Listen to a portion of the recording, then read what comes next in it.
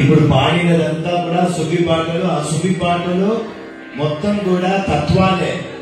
భాగవతుల పాద జలము పైన చొల్లి కొండిచాడు, భాగీరథికి పోదామున్న పైన మీటికే.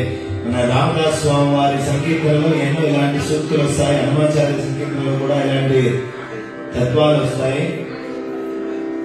మన సనాతన వైదిక ధర్మంలో